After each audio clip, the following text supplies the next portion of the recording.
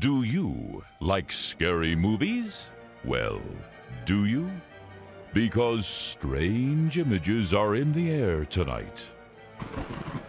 I've sent Quasi deep into the vault to pull out some of the scariest movies ever made. So turn out the lights, get close to someone you care for, because it's time for Zomboo's House of Horror Movies. Come, let's go inside and meet Quasi.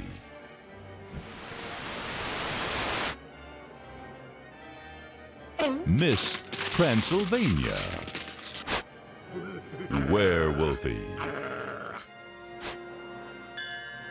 The head nurse. Officer not so friendly. And Bianca, the rack girl. And I'm hot. Hello, everybody! Boys and ghouls, mummies and daddies, it's your old pal Zomboo welcoming you to Zomboo's House of Horror Movies. Ooh, this week's movie is one of the scariest movies ever made. The Creeping Terror. The Creeping Terror was released in 1964. When an alien spaceship crash lands near Lake Tahoe, the local sheriff investigates the crash site. A slugrug and very scary monster with vacuum hoses sticking out of its head escapes from the spaceship and terrorizes the countryside, devouring as many of the slow-moving local yokels as it can catch. The Creeping Terror stars Howard Dean, Lyle Lovett and Julia Roberts, Sergeant Fonzie, Sean Penn, Ronald Reagan, Roy Orbison and Ward Cleaver, Charo, Steven Seagal, Opie, Orson Welles, John Cusack, Uma Thurman and Trini Lopez, and George Hamilton. Ooh, that does look like one very scary movie.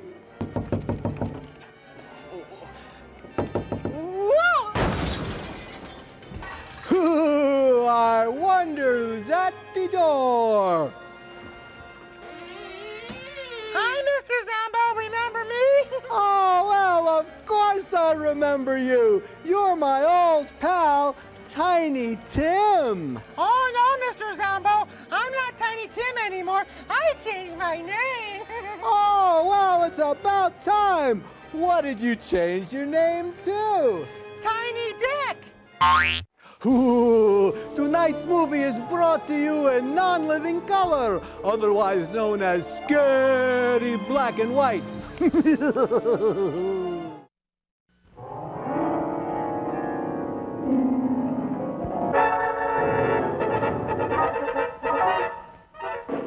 It's another name for cheap underwear.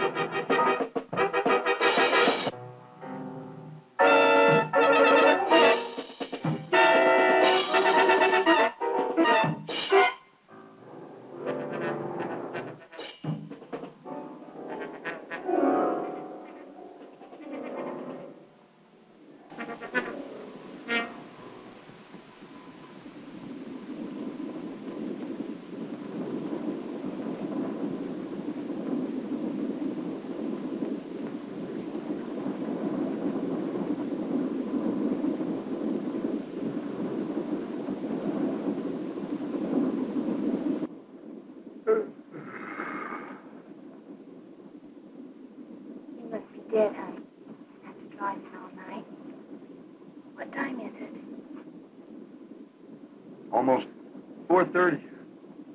Almost dawn. We should be home in another hour. This man's name is Martin Gordon. The lovely girl beside him is Brett, his bride of 2 wonderful weeks. It's late August. They're returning from their honeymoon to their home in quiet, peaceful Angel County, California. Hoo! Apparently the honeymoon isn't over. Martin's Uncle Ben is sheriff of Angel County, and Martin is his senior deputy. Martin has high hopes of succeeding his uncle when Ben retires. But for now, Martin has only the thoughts, emotions, and pride of a very happy, newly married young man. That won't last. Brett is his, and he feels no man could ask for more. Now, without warning, their honeymoon is to become a nightmare. Focus! Focus! Hey, do I have to spell it out for you? Neither Martin nor Brett saw the glowing rocket descend in the early morning sky. It was reported to the sheriff's office by Jeff, the county forest ranger. Jeff reported to Sheriff Ben that a plane had crashed near Willow Creek and that he was going out to investigate. Ben said he would join him as soon as possible. Barney, Ben's junior deputy, was to summon medical aid and to see if he could rouse someone at the Air Authority in San Francisco.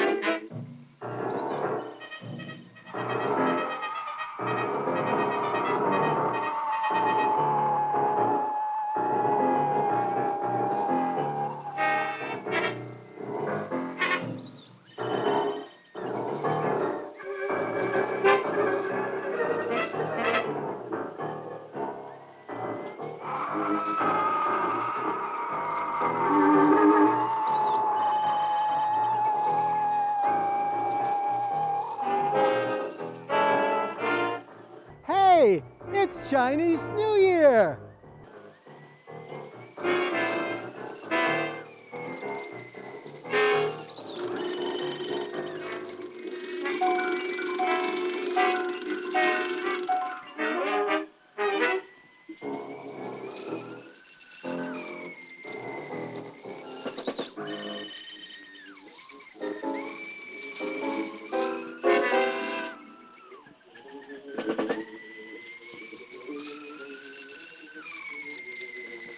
Uh-oh, it's taking a poop.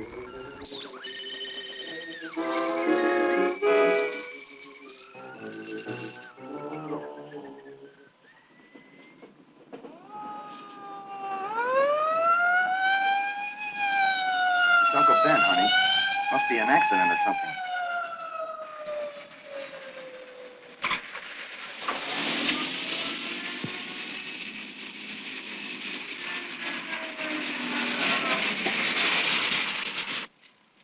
There's a plane crash down the road a couple of miles. I'm going to be a little short-handed till help gets here.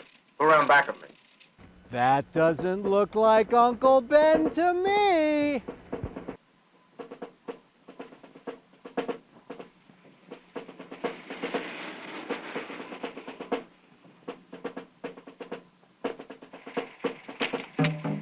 Come along, both of you.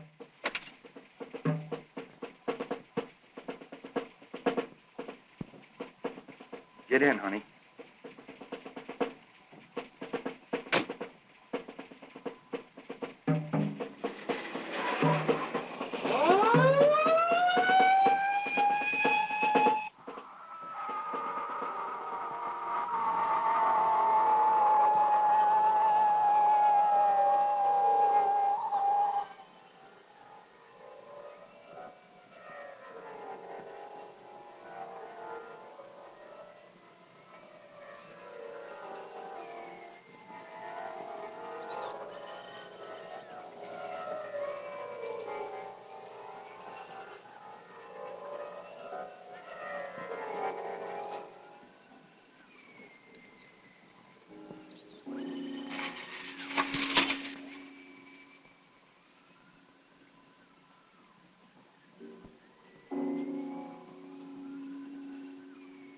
At the location of the crash, they discovered Jeff's truck, but Jeff himself was not around.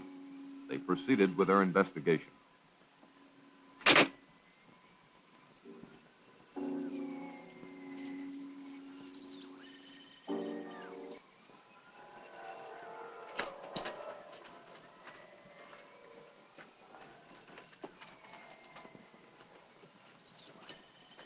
They looked at the rocket in utter amazement.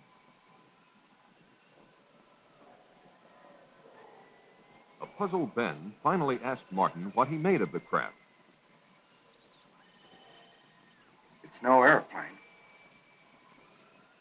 Could be one of our missiles. Or one of theirs.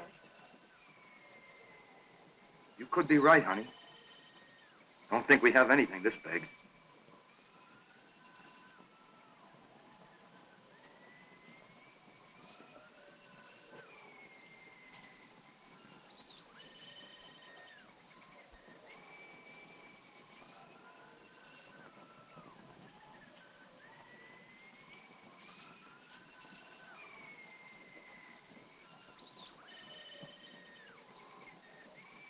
Ben could not understand why the craft wasn't severely damaged. I don't understand why the craft wasn't severely damaged.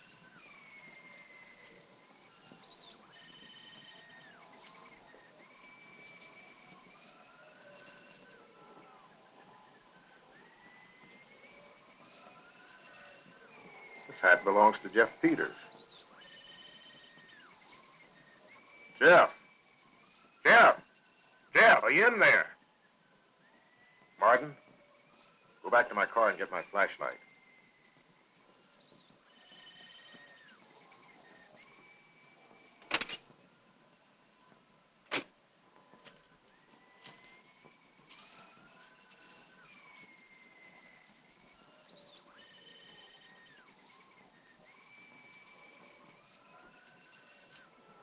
Ben, don't go in there.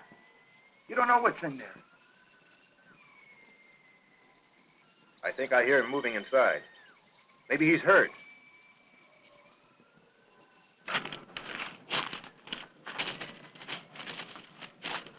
Ben, please don't.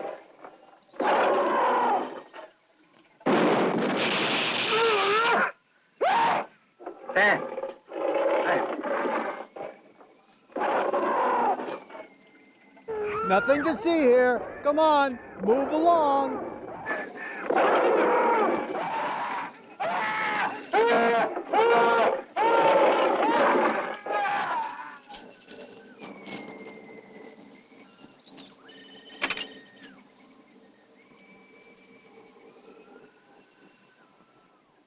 Car 1, calling in. Car 1, calling in.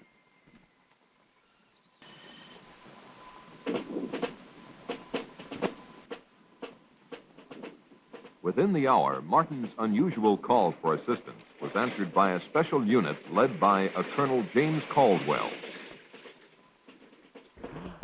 It's the entire Mexican army! Let's get going. Let's go. Let's go. Move it over. Let's get going. Let's go. Let's go. Get going. Let's go. Let's go. All right, back on the truck. Let's go.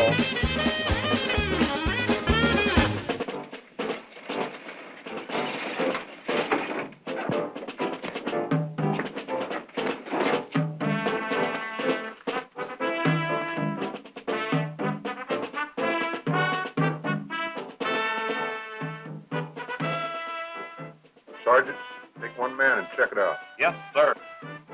Okay. Check out the dubbing. Is this a Godzilla movie?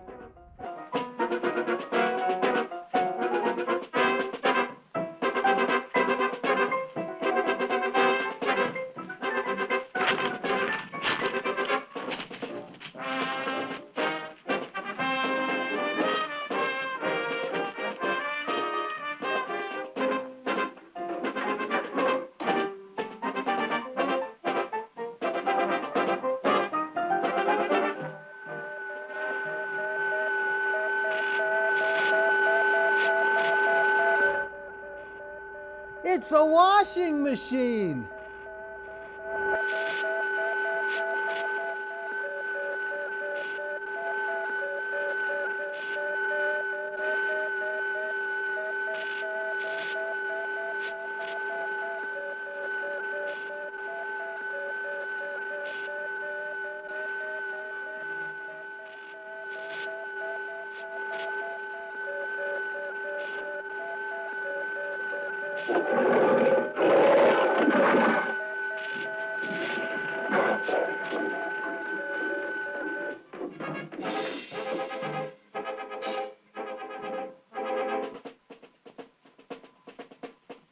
The sergeant reported seeing an amazingly large creature in the aft section of the strange craft. He further reported that it was secured by a kind of metal harness, but that the creature could still move around somewhat, and for that reason they had not gotten too close to it. There was no trace of either Ben or Jet. The colonel ordered continuous guard duty around the spaceship and decided to set up a temporary military headquarters at the sheriff's office in town. Why don't we just blow it up so we don't have to watch the rest of this movie? Hello, everybody. It's your old pal Zomboo. It's time to go visit the rat girl. We'll be right back to our very scary movie after these important messages from our sponsors.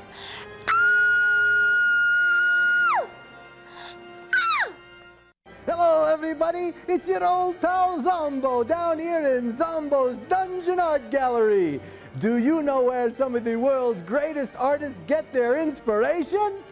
It's from this show. Are you a budding artist? Do you look like Toulouse-Lautrec? Do you have a strange affinity for body parts like Vincent van Gogh or Mike Tyson? Maybe you have artistic ability. Can you draw Quasi the Hunchback? Well, here's your chance to show your art to the world. It's time for Zomboo's Scary Picture Gallery. Let's go look at today's picture of the week. Today's picture was sent in by Vanessa from Reno. Werewolfie? Oh, thank you, Werewolfie. Let's go in for a closer look at this very interesting and scary picture. Oh, I see the very nice, colorful dress, and I see the nice hat, and oh, wait, that's me, Zomboo. Oh, and look, I have the very scary hairdo and the sharp teeth, and there is the blood coming from my teeth. Oh, this is a very interesting and very good picture. I wondered what the artist was thinking about when she drew that picture. I think she was thinking that beauty is in the eye of the beholder. And Vanessa, you need glasses.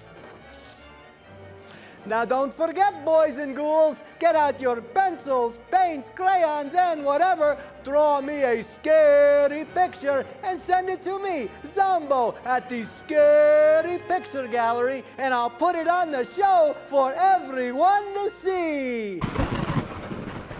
Send in your scary pictures to Zomboo's Scary Picture Gallery in care of this station. Or check out the Zomboo website at zomboo.com under Gallery.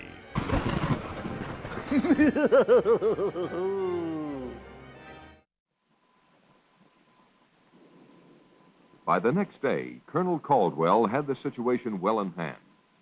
He had called Washington. Who is this? And received his orders from the highest possible authority. He was to maintain tight security and to await the arrival of a Dr. Bradford, who had been on assignment at the Jodrell Bank Radio Observatory in England. Upon arrival, Bradford was to take complete charge of the operation. He was the world's leading authority on space emissions and had worked out a series of systems that might lead to communication with other forms of life when, as, and if they were contacted. Martin was outraged by the government's intellectual approach to a monster that had already killed and caused the disappearance of his two close friends. Caldwell tended to agree with him, but stated he had to follow his orders. One of those orders was to suppress the news of the death of Ben and Jeff. Martin was appointed temporary sheriff, and all news intended for public consumption was to emanate from his office. The Air Authority issued a cover-up story that a plane had crashed and burned, and this was to suffice until the experts cleared up the mystery of the visitor from outer space.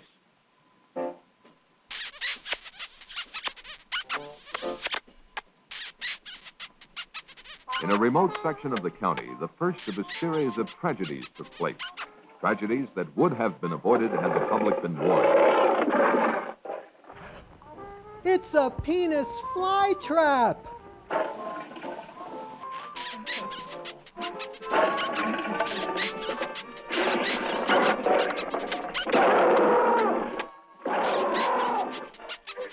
I think they're about to get an STD! You're on your own!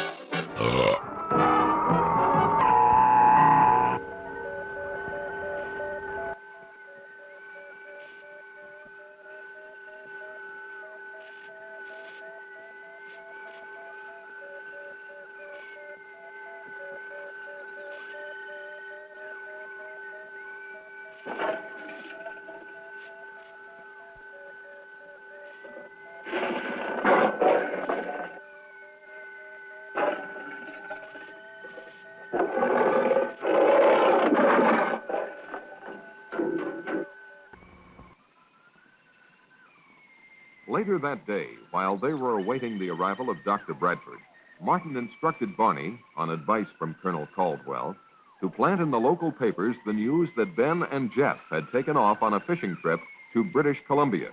The colonel had impressed the bereaved families with the necessity of maintaining secrecy, and these brave relatives had agreed.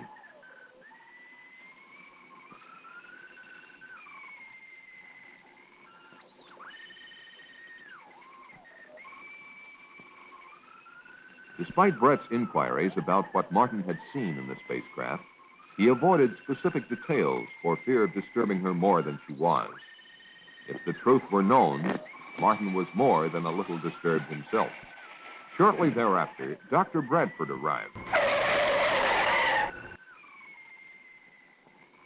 He was a much younger man than one would imagine him to be. Martin, I'd like for you to meet Dr. Bradford.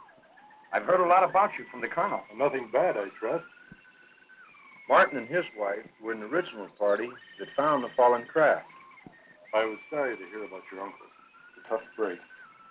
I hope you're feeling better. Yes, thank you. A couple hours of sleep did a world of good. Bradford thanked the colonel for his assistance and then asked to speak to Martin.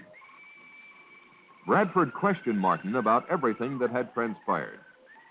Martin did his best to recall everything in precise detail, but really didn't have much for him. The two soldiers that entered the rocket earlier had been summoned, and Bradford hoped to learn more from them. The doctor himself would not enter the rocket until the arrival of certain equipment. From his discussion, it was apparent that the doctor considered this situation a magnificent opportunity for mankind. He felt that if he could communicate with the creature, it might be possible to advance human knowledge by years or even centuries. The spaceship alone signified an intellectual development far in advance of anything on Earth. When Martin asked him how he intended to protect himself from the creature, Bradford said not to worry, that he hadn't come here to be victimized either by his own or the creature's fears. At this point in the movie, Zomboo said something funny, and he told the audience it was time for a commercial.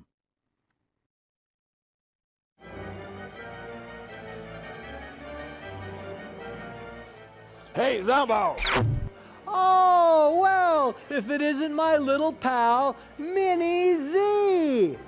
What kind of beans does Godzilla like to eat? I don't know. Human beings! Ooh, I've got a bone to pick with you. Ooh, and we'll be right back after these important messages from our sponsors.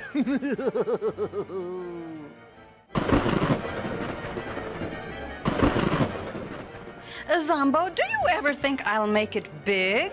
Oh, you already have. Check out the Zomboo website at zomboo.com.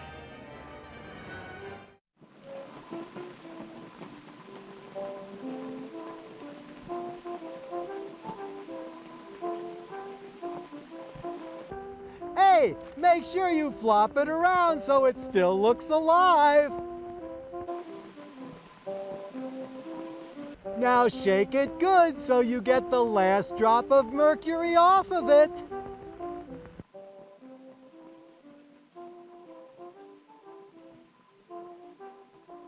Grandpa, can I go for a walk? All right, but stay close by.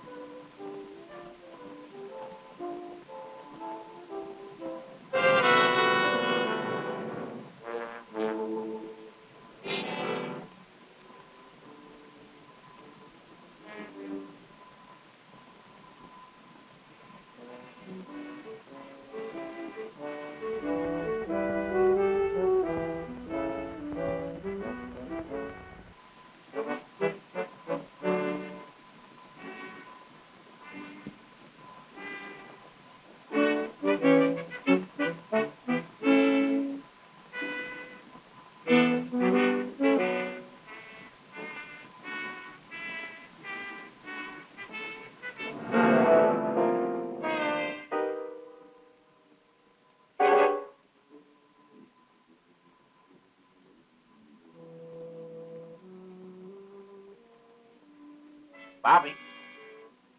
Bobby.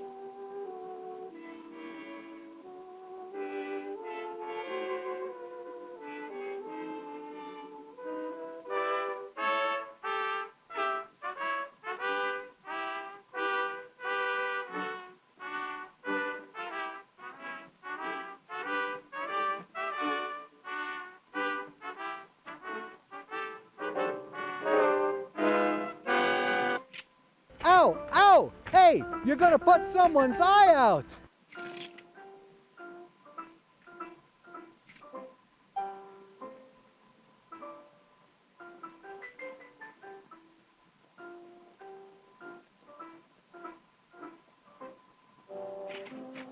Bobby!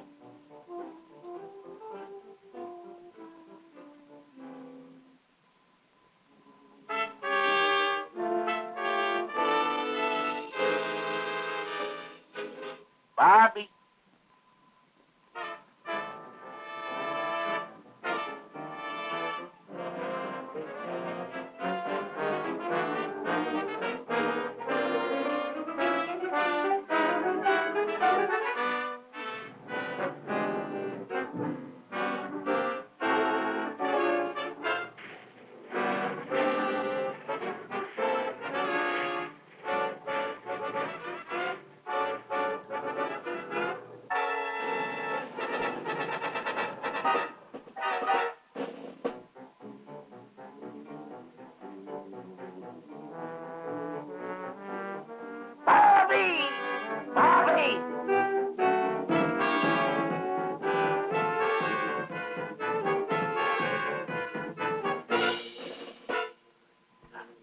Bobby.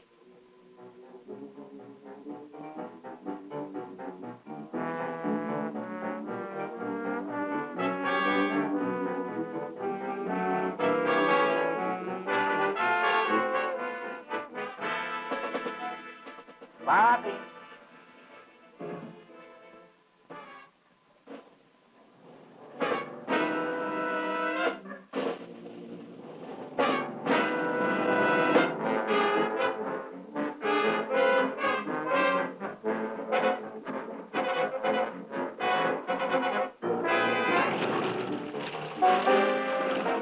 I've fallen and I can't get up.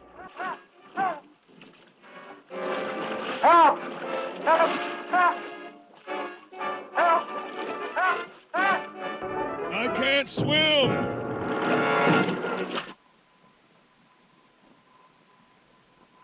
Within 48 hours, Dr. Bradford had closely examined the creature and the spaceship and reached a number of conclusions. He was sure the creature had come from beyond our solar system because it adapted to our environment so quickly, and no planet or dead star near us has conditions similar to the Earth. Of special interest to him was the hull of the ship. It was composed of an alloy unlike anything human science had ever encountered. The doctor had run a number of tests on the metal, but its molecular structure remained a mystery. Because there was no food on board, Bradford presumed the creature had been in a state of suspended animation, particularly because it had survived the trials of re-entry and impact without apparent harm. So far, he had no success in communicating with it, but he had not yet exhausted all possibilities. On a more subjective basis, he had the curious feeling that the creature did not want to communicate with him. Such a confession on the part of this eminent scientist made Martin feel quite apprehensive.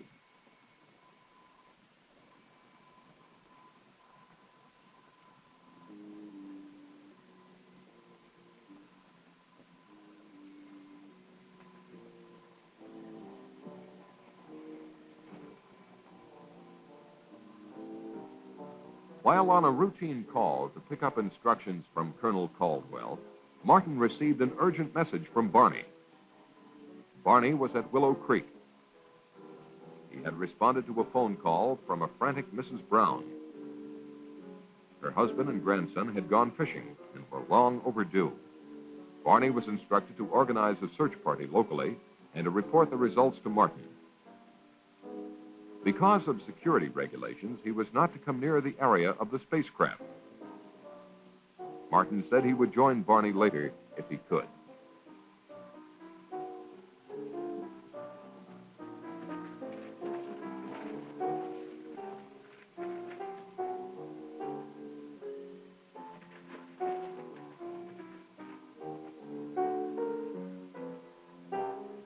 Acting on a hunch, Martin decided to see for himself if the monster was still there. It was. Bradford had installed TV cameras inside the spaceship and was testing the creature's reactions to sound, light, electricity, color, and air pressure. When Martin asked him if he had any luck in communicating with the beast, Bradford confessed that he hadn't, but would try again when certain data was returned to him from computer processing. It was at this time that Bradford came up with a frightening theory, namely that the creature might be a product of engineering, the same engineering that built the spaceship. What he didn't understand was why some form of communication had not been built into the creature. When Martin asked him if this weren't something to worry about, Bradford said no, with probably his own failing at not being able to establish communications. It seemed to Martin that if Bradford's theory were correct, humanity might be in grave danger. Bradford dismissed Martin's fears by pointing out that the creature was not exhibiting any signs of violence, and besides, it was firmly secured by the harness. That afternoon in Moncrief Park, a group of neighbors got together for a hootenanny. Babaloo!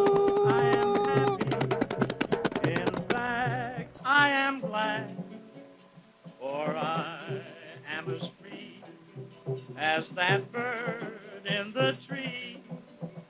'cause she left me alone and could not marry me. I said that I loved her and would till I died. I tried to forget her, and I really did try, but I'll still think of her till the day that I die.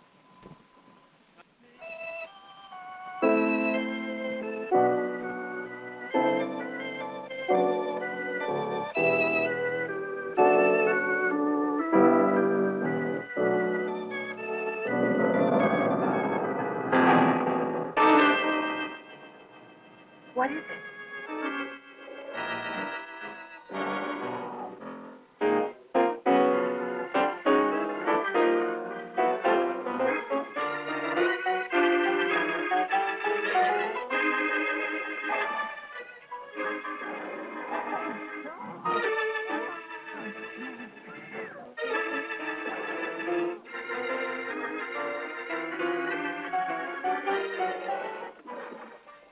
You stay there. Stay calm. Why don't you give it some music lessons?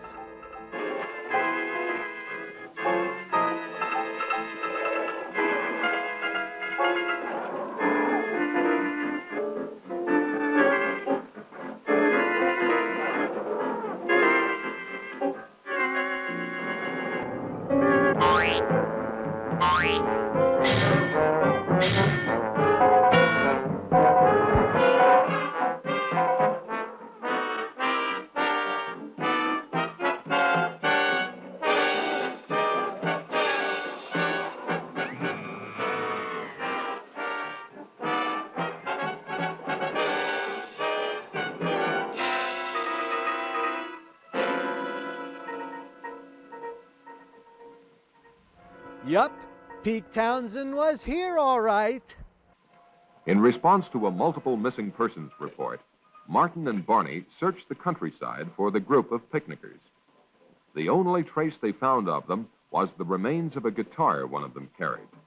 This wholesale disappearance of a large group of people, coupled with earlier missing persons reports, led Martin to only one conclusion. There must be another monster, and it was on the loose.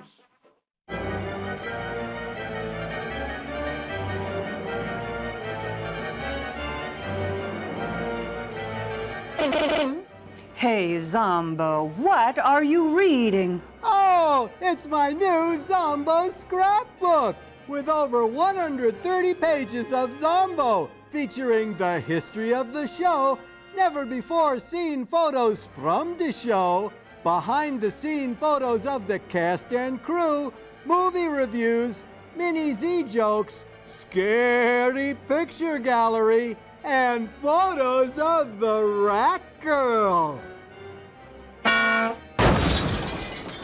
And me too.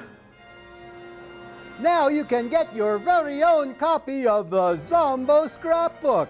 Just go to zomboo.com, click on Buy Stuff, and order your Zomboo scrapbook today. You can even get it personally autographed.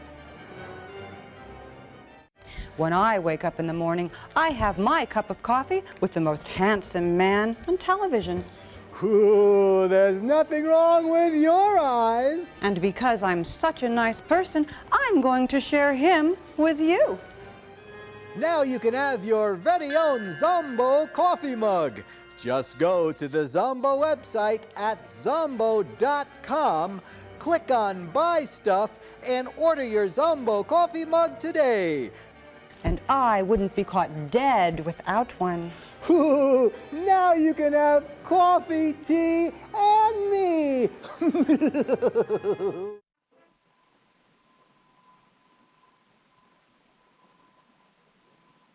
The colonel listened to Martin's theory and, after consulting with Bradford, decided to call Washington.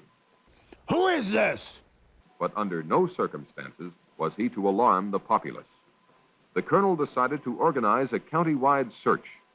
Martin's assignment was to search the north end of the county.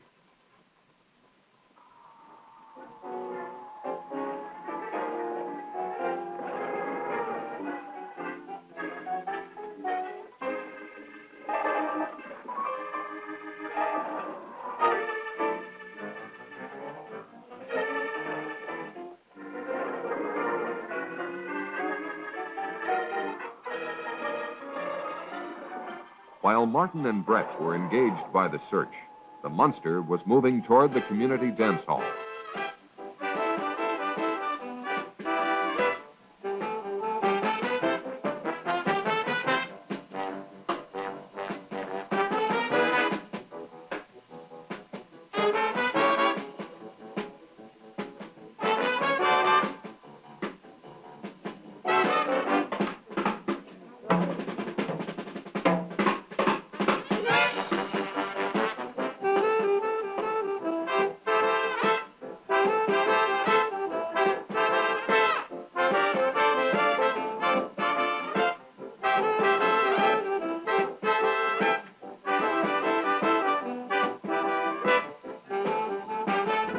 Hello, wanna dance?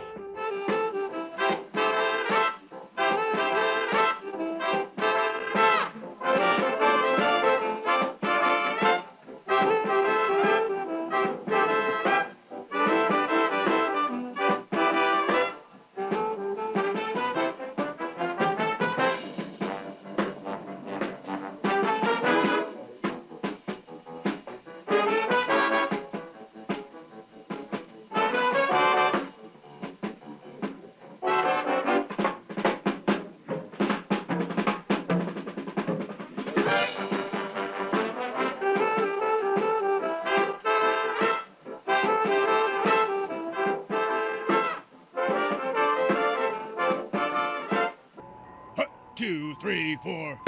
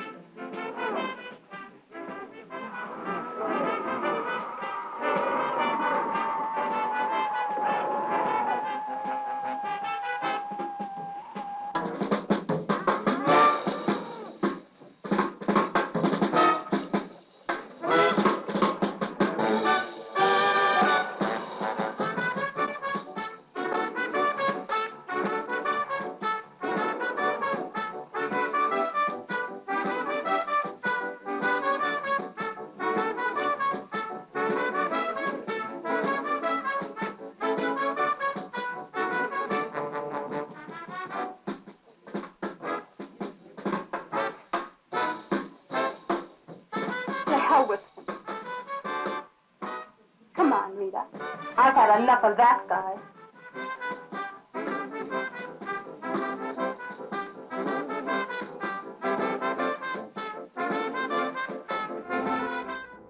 Who invited the Russian?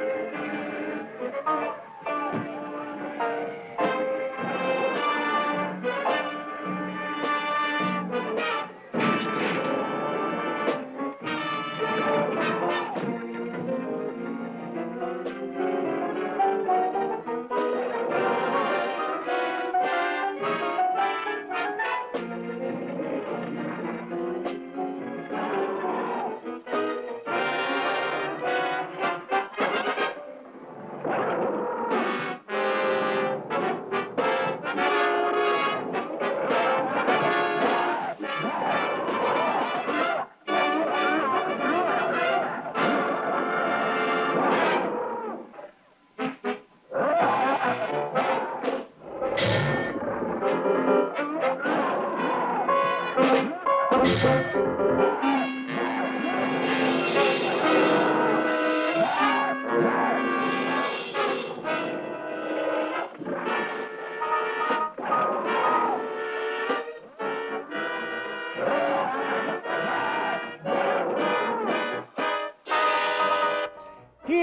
eat the rest of this movie so we don't have to watch it.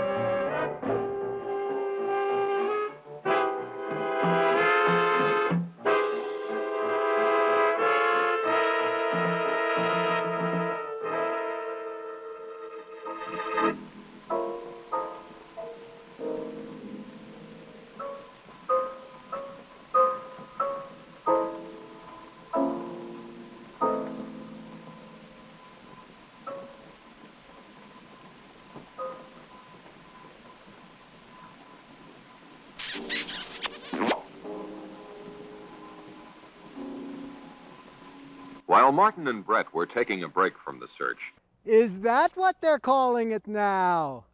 a call came through which confirmed Martin's theory. Colonel Caldwell told them of the monster's attack at the dance hall. His troops now had orders to destroy the monster, and he asked for Martin's assistance. Martin said he would join the colonel as quickly as possible.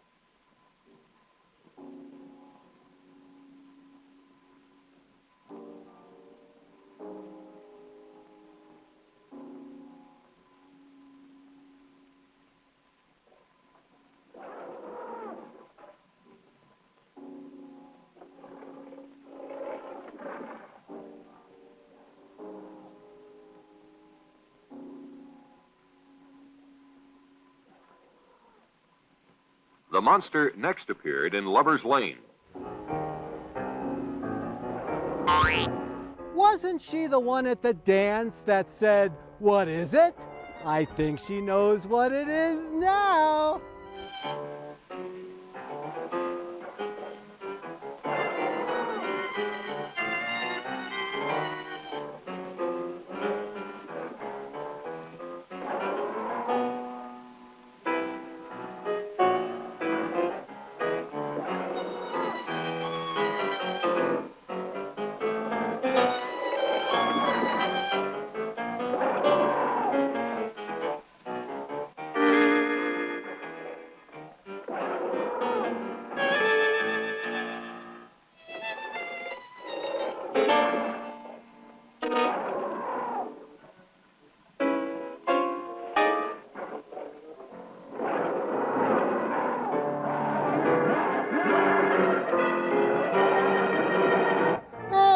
Watch out! You're scratching the paint!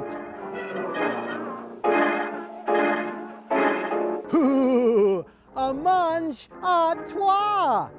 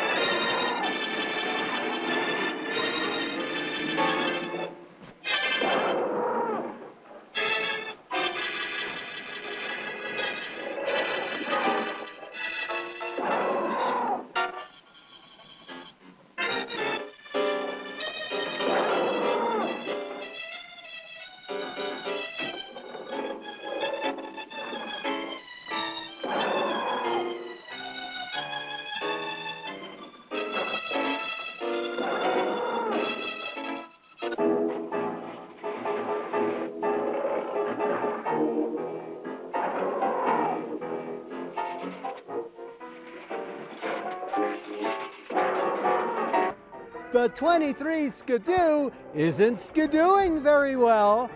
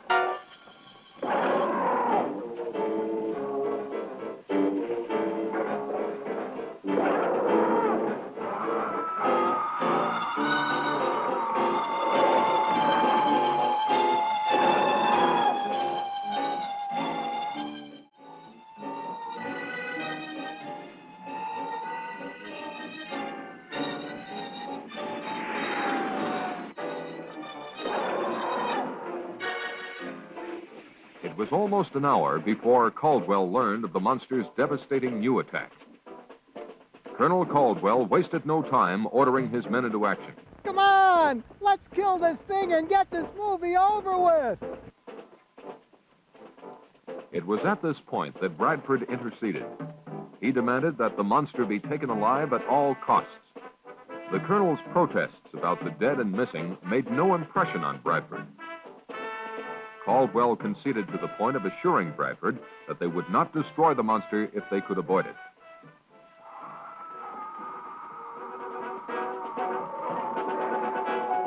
Get on with it, Lieutenant.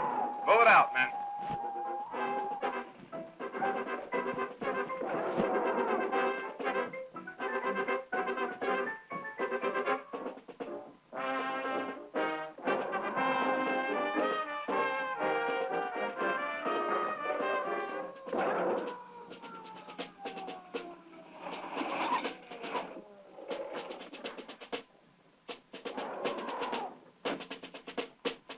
When Martin's party arrived and offered to help, the colonel told them enough lives were being endangered. They were to be part of the second line of defense, to be used only if necessary.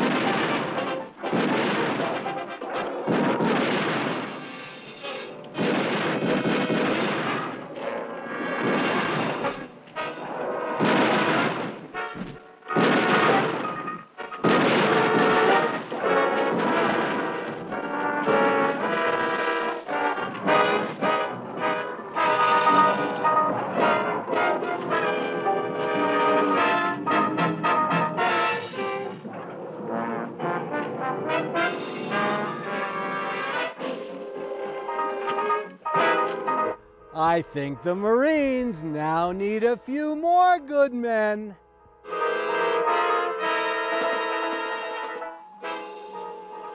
The sergeant, a shaken man, returned babbling about what had happened. Caldwell, realizing the full danger of the situation, decided he had only one means left to stop the monster: grenades. Give the girl the grenade and have her feed it to it. Now Bradford made a drastic move. Acting on his superior authority, he forbade Caldwell to destroy the creature. The colonel, more concerned with saving human lives than advancing science, told Bradford to go to hell. Get out of my way.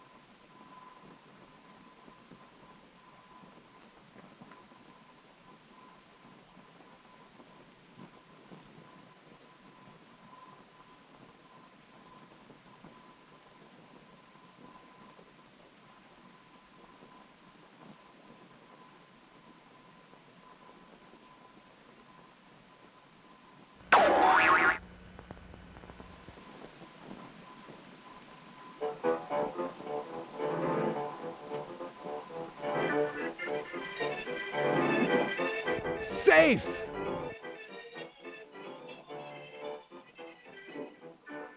Where's he going in such a hurry? Beer run!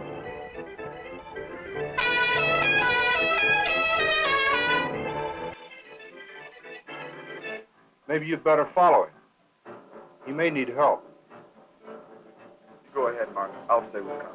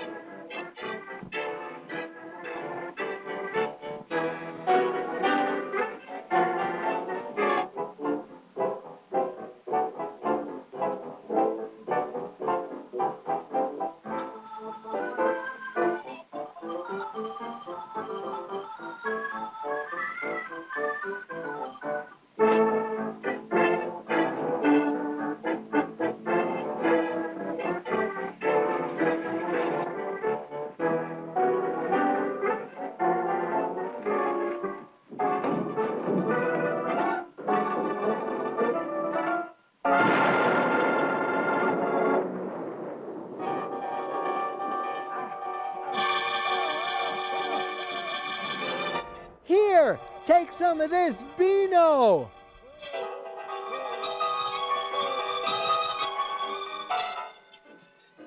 The explosion loosened the harness on the monster and allowed it to escape.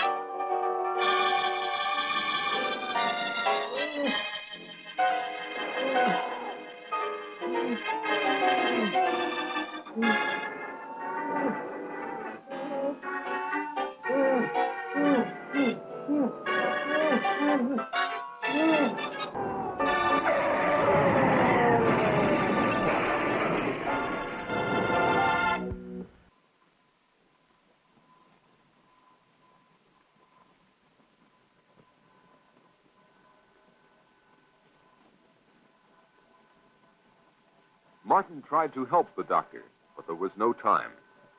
Bradford told Martin what he had just confirmed, that these monsters were highly specialized test animals.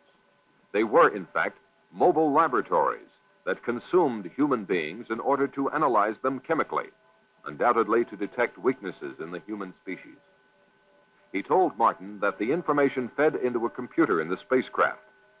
Further, he added, now that both monsters were dead, the computer would activate a transmitter to send the results into outer space. Martin knew what he had to do. End this movie!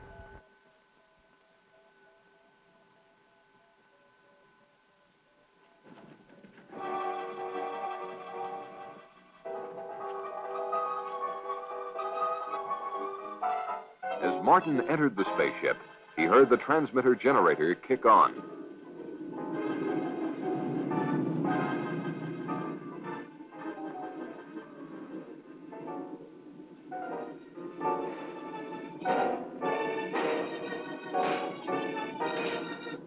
The super tough alloys of the spacecraft were not even dented by Martin's hammering.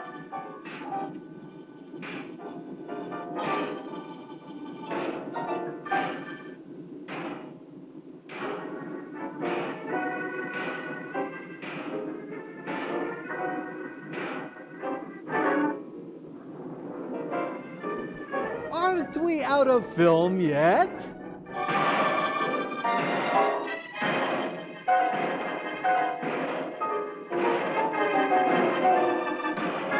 Hit Control Alt Delete twice.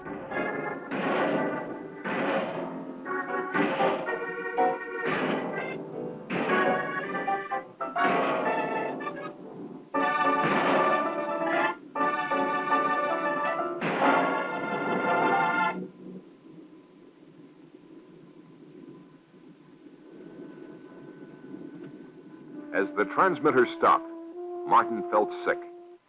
Evidently, all the information had been transmitted.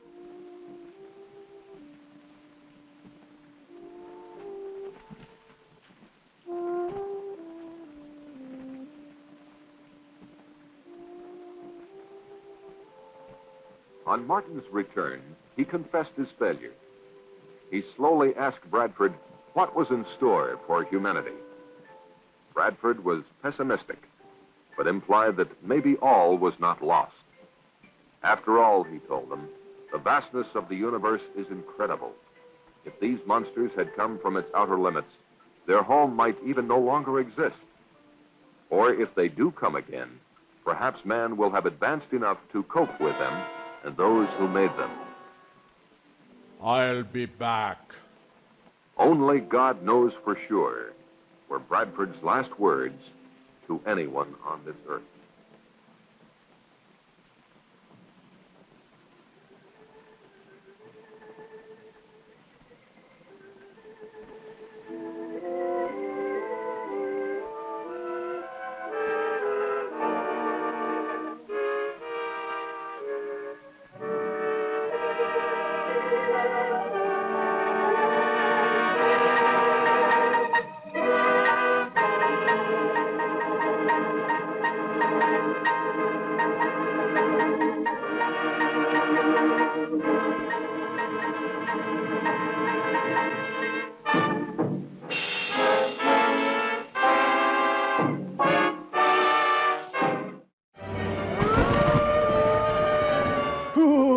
Now don't forget, boys and ghouls and mummies and daddies, tune in next week for another very scary movie on Zomboo's House of Horror Movies.